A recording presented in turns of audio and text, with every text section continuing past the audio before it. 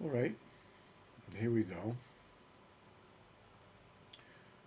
Good evening, and it was a very hot day today. Monday, Pashas Achrei Mois Kedoshim Supremacious. So let me bring up the text in English. We'll read a little bit, and then we can talk about it. And here we go. Okay.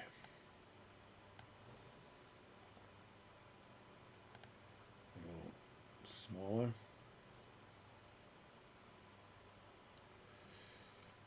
So as we were saying before,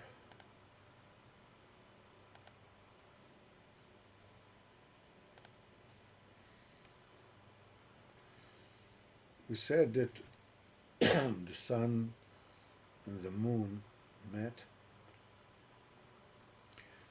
and each one was telling the other of its problems. The sun said, there's a tree. That had that tree been properly watered, you know, everybody in the world would get what they need to get. Refuah, shefa, parnasa, everything that's needed. And the son says, not only don't I water the tree, but I actually dry up that tree. The tree is getting water from the earth, getting the light from the sun. And this is how it works. And we said that this was analogous to the das, the intelligence, the seichel, that is represented by the sun. The sun is daylight, everything is clear. Sometimes it's as hot as today was. And that's what the sun was complaining. You see, what I'm doing, says the sun, is not only don't I water the tree, I dry it up. And we said that this is a rather startling revelation on the role of intelligence in Yiddishkeit. Of course, the water is the emunah. And there has to be a balance with water, with emunah, and with seichel. And the sun says, when I shine too much, when there's too much seichel, there's too much intelligence, what happens is that the person actually dries up. He starts having all kinds of clever ideas which are way beyond that person's pay grade.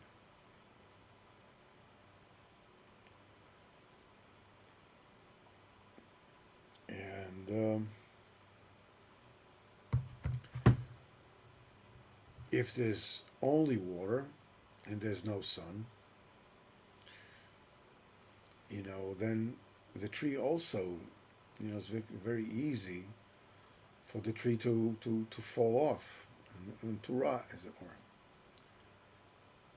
Rabbeinu says that that emuna without das is very easy to fall off it.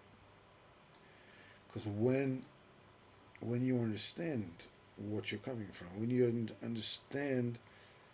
get to understand what it is that you believe in, that strengthens your emuna. Rabbeinu says that it's a process which in Torah Chaf Beis, Rabbeinu calls it Nasa v'Nishma. It's an eternal process of when things become clear to you. It's Prinas Nasa, and the Nishma is the next stage. You have to believe in, and then you have to attain it and bring it in and make a nicer, a nicer, a nicer from it. And when you have a new nicer from the Nishma, you have a higher Nishma. So the moon answers, the moon answers, that the moon is the Emunah. The Emunah is steeped into the Klipot. And this is where the demons, they suck from the chayos of the Emunah. They suck from the feet of the Emunah, as it were. Because the feet of the Emunah, this is how the living energy comes into the world through the Malchus. So the son says, the Sechel says, that's not a worry. Because there is a way that you can heal it. He says there's a path, and many paths branch off from that path. And he tells them there's a path of righteous, there's a path of heretics, there's a path of lunatics, of the insane. And then there is a different path. This different path is in consideration of the righteous who accept suffering upon themselves, and the noblemen march them in chains, and they have no strength in their feet. And dust from that path is sprinkled underneath their feet, so they have strength in their feet. So go there. There's plenty of dust there, and you'll have healing for your feet. And we said about this a very, very important point. This path of righteous who are led in chain by noblemen and have no strength in their feet is analogous to us, to you and me. Because there are, when the world was created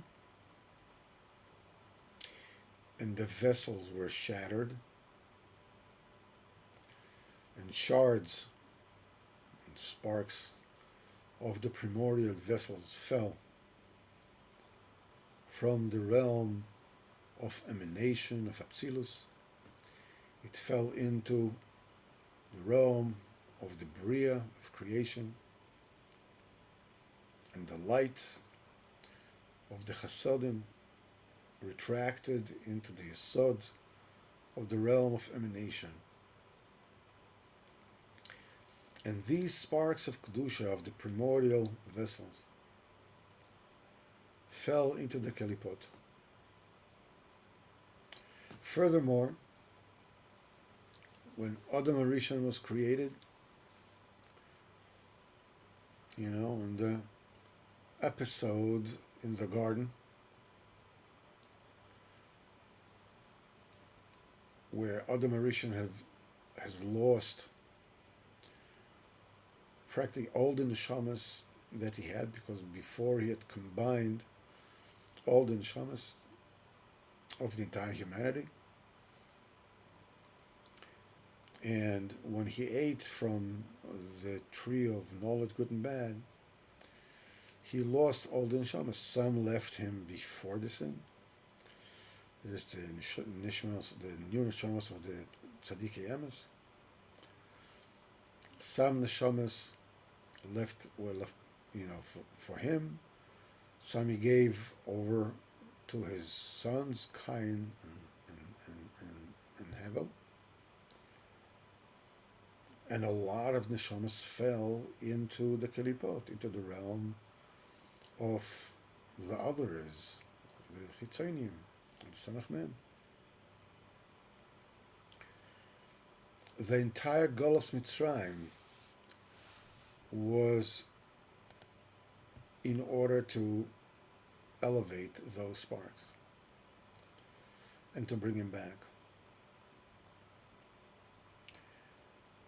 And that's a very, very important, something that I mentioned already before, but it's worth mentioning again. That there are certain sparks which are lost in the very depth of the kelipot. And the only way that they can ever be extracted, they're stuck, they're imprisoned.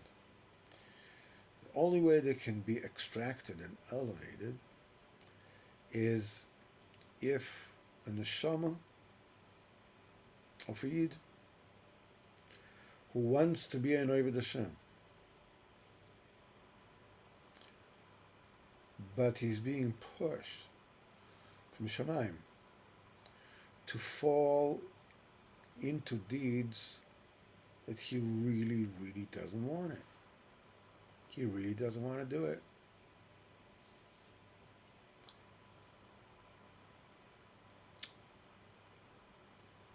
And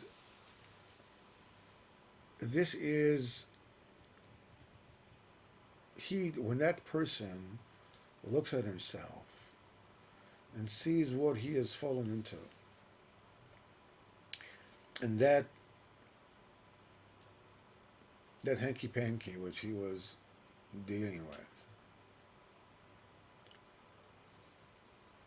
and he feels that there's nobody worse than him in the world. But Rabbeinu here calls him a tzaddik. Why is he a tzaddik? Because he is led by chains to those places where these neshamas are lost inside the realm of defilement. In order to awaken and come back to Kadosh Baruch Hu, these sparks, these neshamas, which are stuck in the klipa, are from your shirish. They have to do with you. That's the reason why you fall into these places. Or I fall into these places. And it seems to us that, we are the worst of the worst. Nobody can be worse than us. But in truth, we are forced to get there. Now, this is not something, I said that before as well, this is not something a person can decide to do on his own. This was what Shabtai Tzvi, Shamash Mirkov, said. That he did all the averes that he did in order to make tikkunim. When a person does that, there's no hope for him. But when a person really wants to go in the way of Kodesh Baruch Hu, but he finds himself, and many times you're like dismayed. What on earth am I doing? Why am I doing this? I promised myself 1,000 times I'm not going to do this again, and look at me. It's because you're led in chains from there.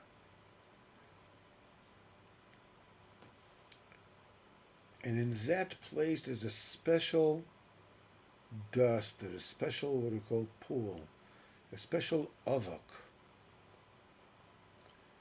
that is being spread under their feet, and the sun tells the moon there's plenty of strengthening dust over there. Because where we are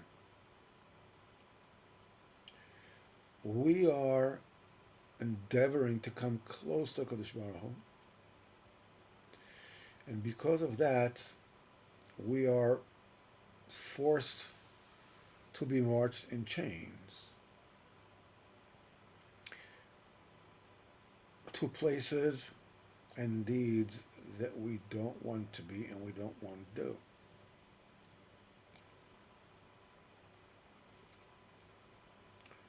And these neshamas that are being tested that way, there's a plenty of dust there.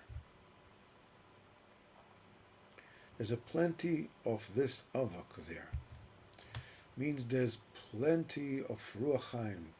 There's plenty of chizuk. There's plenty of hashgacha.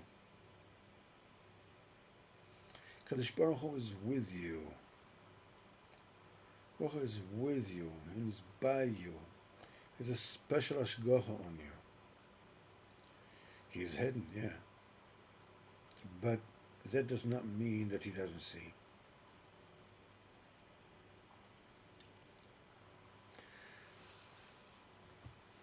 You know,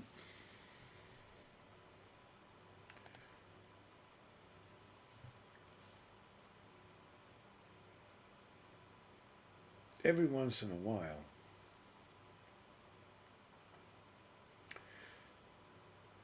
we meet a situation that we just can't handle.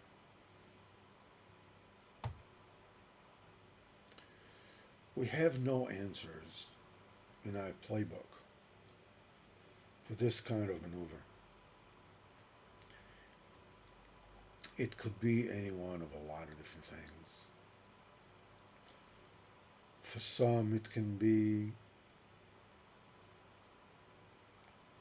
temptations that he cannot hold off.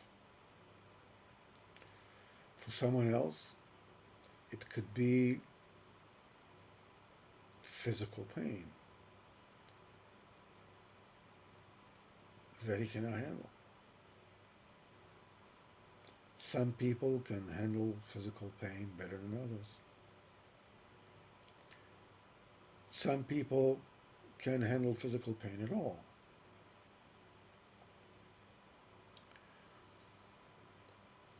Whenever it is that they have this kind of, they're exposed to this kind of distress, the distress covers up, swells up, and it covers up their entire reality. They can't see outside of that.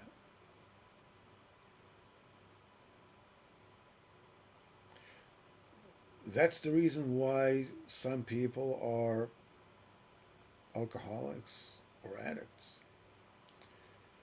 Because the pain becomes so big that it just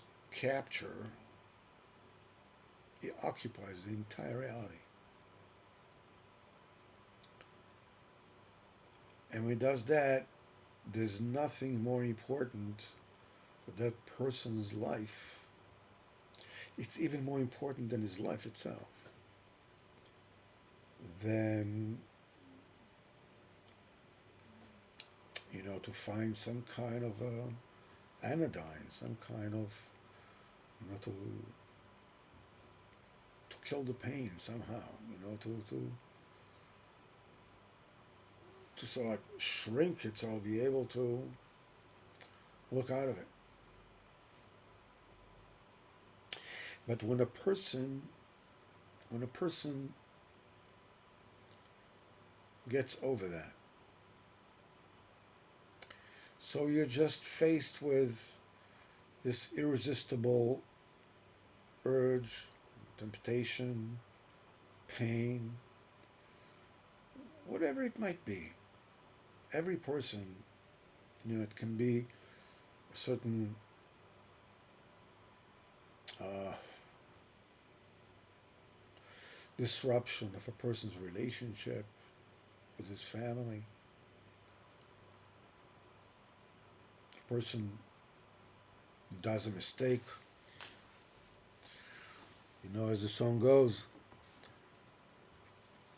I said something wrong and now I long for yesterday, right? That's how the song goes. And you can't handle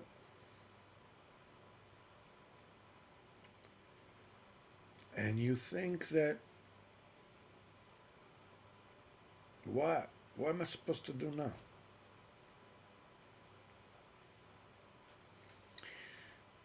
And the answer is, you should lift up your eyes to Kadosh Baruch Hu and ask Him to help you and do the most difficult thing that you are ever called upon to do, and that is wait. The last thing that somebody who cannot handle the stress and pain wants to do is wait.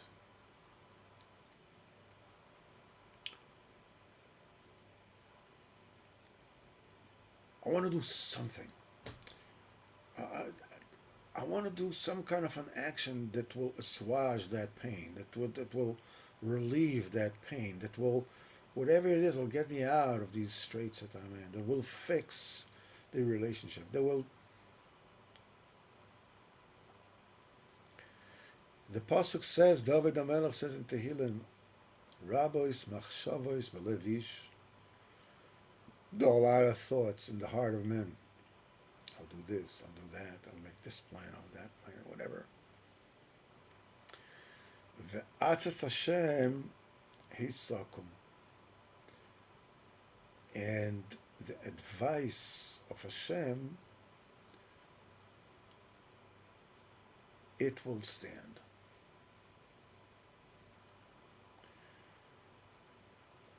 But you can look at that particular pasuk in a different way also. When you are in a state, when a person is in a state of distress, and he has no answers, and there is nowhere to run to, you can't escape the pain.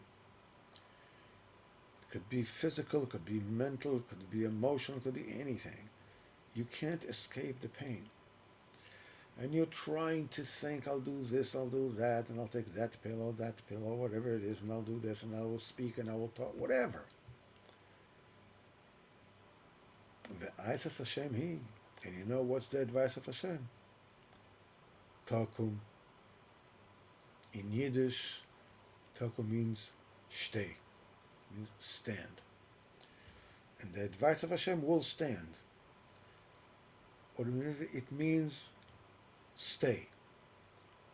Stay. Just stay. Stay where you are. Lift your eyes to Kadosh Baruch Hu and beg Him to help you. Sometimes you can beg Him in talk. That's wonderful. Sometimes you can't even beg Him in talk with words, so you can think. Kadosh Baruch Hu knows what you think. If you can bring yourself to say, at least think it, and beg Kadosh Baruch Hu to save you, and ask Him to save you, to redeem you, and ask Him for the next step, to handle and to hold on. Ask Kadosh Baruch Hu for koyach just to handle what is coming your way, let alone take it away from you, avada. But until it takes it away, there's a tremendous toiva that is embedded in sufferings. Besides the fact that it scrubs away Averis, that they cleanse your neshama. As the Zohar says, if a person knew what suffering in this world does for him in the world to come, he will go to sleep later. Maybe he can suffer a little more. That's what the Zohar says. But in the meantime, you need the koyach to be able to withstand it. So until B'ezrat Hashem you'll take the suffering away from me, please give me the koyach to hold on, to accept it.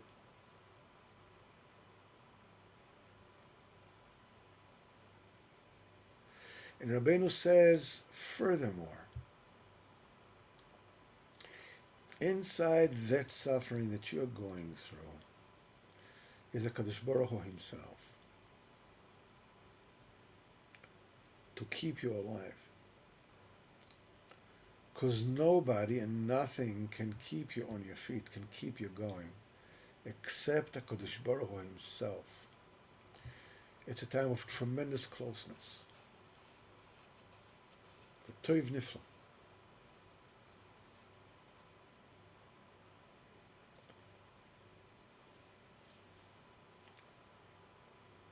Because there will come a time, nothing lasts forever. No distress lasts forever. No difficulty lasts forever. They all go away. Sooner or later, that way, they all go away. And when they go away, besides the relief that you feel that you don't have that problem anymore, it can be parnasa, it can be whatever. If you have seichel, you will look back on how did you handle that particular situation. Did you do crazy things? Did you do heretical things? Or did you accept upon yourself to be led by the chains of whatever it is you had to go through,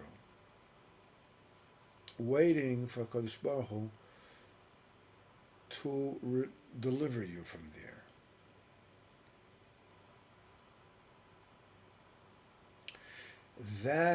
Because in that place, if you're only able to hold on, and there's plenty of dust, of avok, of this powder. It's not really dust, it's powder. Of magical powder to give you a munah in those places if you want it.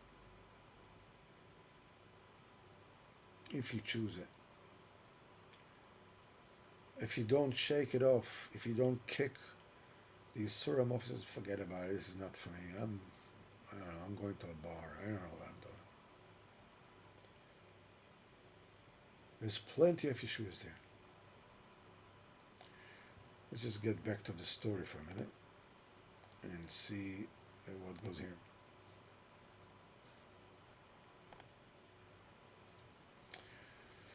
And the cripple heard all this, that the sun told the moon. And meanwhile, he looked at another side of the diamond. And the diamond, Rabbeinu said, was square. And he saw it was written there that whoever grasped that side will be transported to the path from which the many paths branch out.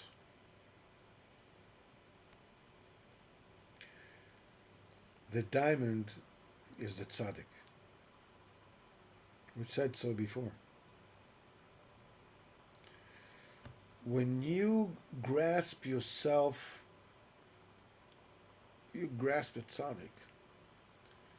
When you lean on the tremendous infinite strength of the tzaddik, the schus of the tzaddik. Rabbeinu says you can lean, you can depend on my great strength. There is, if you grab onto the tzaddik, it will take you to the path that you need to get to. You need to get the refuah of what you need. So he grasped that side and was brought there. He placed his feet on the path whose dust was healing for the feet, and he was immediately healed. Okay, this is what's going on here.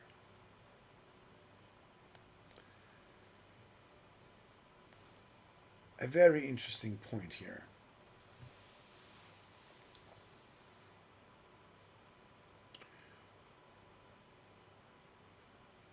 Why didn't he see, when he took the diamond, why didn't he look on all sides and see that's the place of that, with that powder, that healing powder, and you'll have healing for his feet. He'll be healed.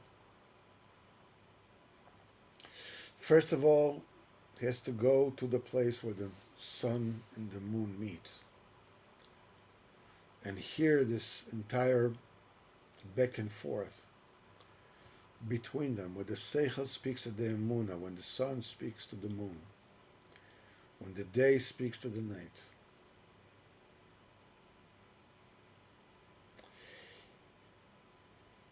It is there when, first of all, he gets the inkling of true seichel, that he finds out there are different paths over there. It's not just a path of tzaddikim that are led in chains. There are also a path of tzaddikim. There's a path of heretics. And there's a path of the insane. The path of lunatics. If he wasn't privy to that fact beforehand, he would come to that junction and he can step on any one of those roads. He could step onto the road of the heretics or the lunatics or the righteous, or step on a few of them at the same time. It's only when he hears the das of the tzaddik and the emunah that he realizes the tzaddik is the way. The tzaddik is the one that shows you where you need to go to. But the tzaddik also tells you, listen, when you are choosing to get back to HaKadosh Baruch Hu, you should know that your choice doesn't end there. It's not just, I decide that I'm going to come back to Kodesh Baruch Hu, and the Samach Mem is going to, hold your coat and cheer you on. That's not what's going to happen. You still have Bechira. In fact, your choices become harder. You need the tzaddik to tell you which way you need in order to heal yourself, so you can get to where you need to get.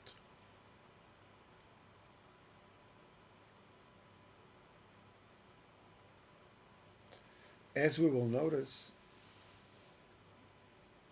when he got to those ways, he was healed immediately. If you are getting closer to the tzaddik through the right person, you heal immediately. Things will be difficult. You'll You'll still have choices. You'll still face quagmires and but you are healed.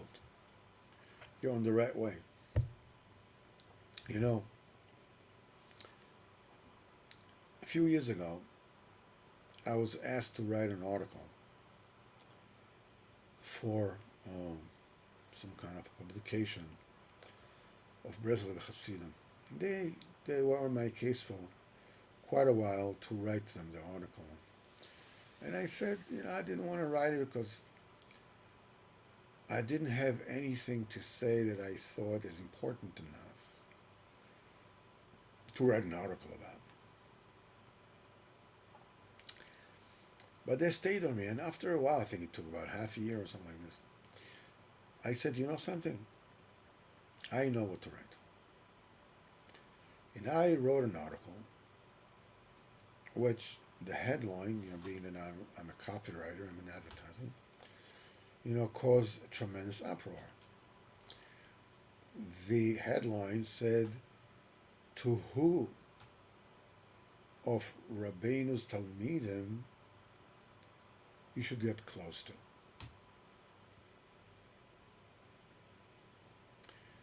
Well, talk about being controversial. Should you go to Rabbi Ephraim Koenig? Should you go to Rabbi Maimon? Should you go to Rabbi Kramer? Should you go to Rabbi Yakimir Shechter? Should you go to Nanach? Should you go to any one of dozens of Breslov Mashpiyim? Rav Godlevsky, Rav Simcha Bar Lev, whoever.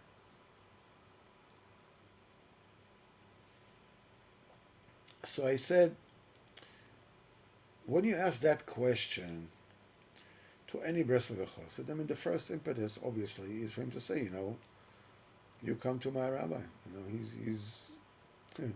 He's the right way.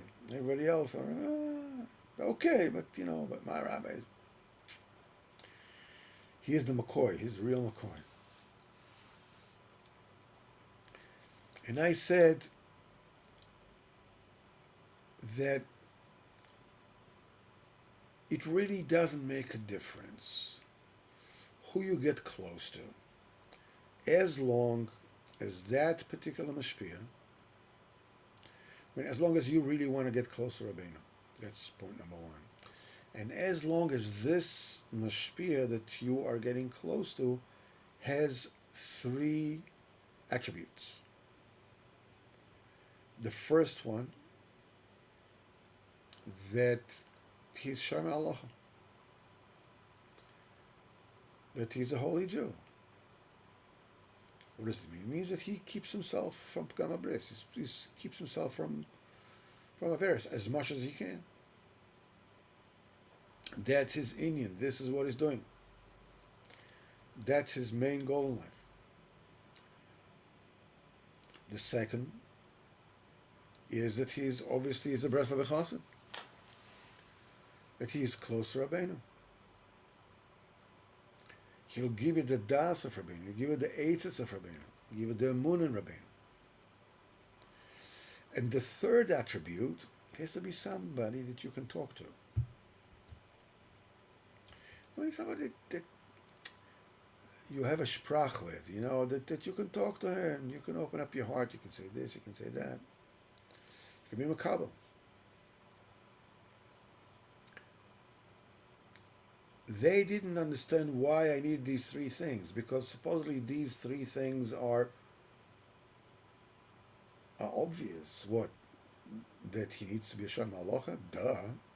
That he needs to be a Breslover? Duh. He needs to be able to talk to him? Okay. Maybe, maybe not. And I said, when you get close to somebody like that, and you really want to get closer to Rabbeinu, Rabbeinu will give you that particular person or that particular way And you will get out of that way whatever it is that you need to get. And if you keep on striving for the truth, you're not looking for somebody to take away choice from you.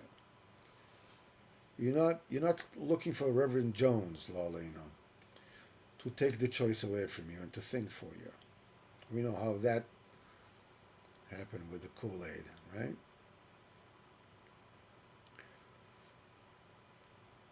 You're looking for the truth. You're looking for somebody who would distill Rabbeinu's chokhmah and teaching and give them to you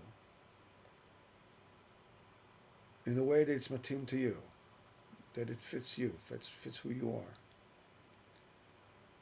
When you do it that way, if that particular, once you're finished, once you get whatever truth you can get from that particular mashpia, Rabbeinu will move you from this mashpia to another. That's what Rav Nosson said. We asked Rabbeinu, somebody who seeks the truth and happened to be Mekurav, to be connected to somebody who's Mefusam Shel Sheker, what will he do? Rabbeinu says it's not a problem. Anybody who looks for the truth, because they're giving him an angel of truth, he will lead him from one person. When you're finished taking whatever it is you need to take from that first person, Rabbeinu will lead you to another one. Rabbeinu is here. Rabbeinu is he keeps an eye on you. The Rebbe is here. All these different mashpiyim are Rabbeinu's emissaries. You need to get him, Rabbeinu, from them. So, as it were, they became very perplexed. I didn't say, obviously, Nanach, whatever it is, because I knew that wasn't a popular, it was too controversial a thing, but they actually sent Reb Shimon Teichner to ask me. I mean, it's obviously didn't mean, the Nanachs, right? Just want to make sure. So I realized, there's nothing good will say. I said, no, just whatever it is that is close to you, whatever it is that is shaykh to you, this we should go, whatever it is. And I spoke about it to Marav Simcha Belev, and you laughed at it. Somebody who needs the Nachman Me'uman, he needs them. He needs them. What do you want? You want him to learn Gemara? He can't. What do you want? You want him to learn the Kutam? He can't. You know what he can do? He can drive a van, and he can give away his farm, and he can dance and make people happy in Tel Aviv and whatever it is. That's what he can do. Because that is not your ideal, you said that person should not live, that person shouldn't get chayas. Somebody once told me, some of these nanachs, they smoke pot. I said, no, really? Yeah. I said, wait, let me understand it. You mean they became nanach and then they start smoking pot? Or they were smoking pot before? He said, no, they were smoking pot before. I said, okay. So what do you want? You're talking about people that this is what they can do. Rabbeinu was not sent into this world just to fix the people in Mea Shearim and in Maybrak. Get it into your head.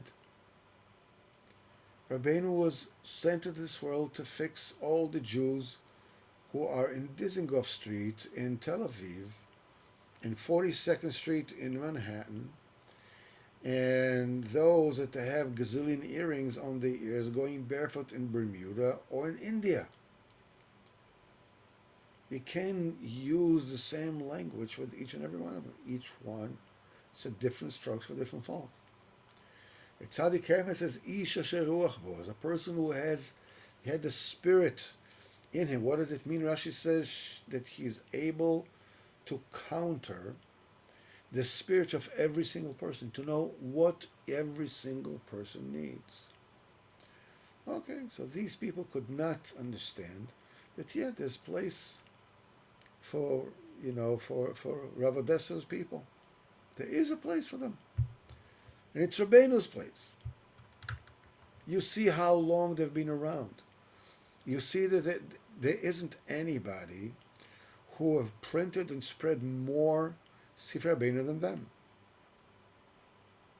That way it looks peculiar. That's what they need. As you'll notice there, along the, and we'll talk about it a little more next time, one of the roads were the roads of the insane. And in order to stop Mekam, you'll see what he did. He mixed the powder of tzaddikim with the powder of insanity. Because when you are mekarving people who are insane, you can't say, listen, I will get you closer if you will get off your nonsense. I remember once I was in a bar mitzvah, and the grandfather was a very stiff, individual, very ehrlich, very straight. And I don't know, maybe he was in pain or whatever, but when it came time for him to speak, when he said to his grandson, off the pulpit, now that you're a mitzvah, it's about time you stop your nonsense. Stop with the shtuyot. Grow up. But what happens if you can't grow up right now? Maybe he needs 2 more years to grow up. What are you going to do? Stop your nonsense. There's no better way to cut the relationship between you and your children by telling your child that the thing that interests him or her most is nonsense. That's it. You're finished. It's only if you ask him, what are you doing? Playing computer games. Or whatever he's doing this and do that. What are you doing? What kind of computer games are you playing? I know, this. What's the principle of the game? What is the, that child feels, what's important to me is, it's interesting to you, so we can talk. But if you start the conversation by saying, stop that nonsense, you're busy with that nonsense all day long. No, what do you want this child to do now? You want him to talk to you? Maybe you do. I don't know. So we will talk about a little bit more in Mitzvah Hashem next week about the mixing up the powder of tzaddikim and lunatics and what it has to do with us. Bezrat Hashem, we'll meet all on Thursday, L'Kutim Aran Shir, here at 9. Mitzvah Hashem.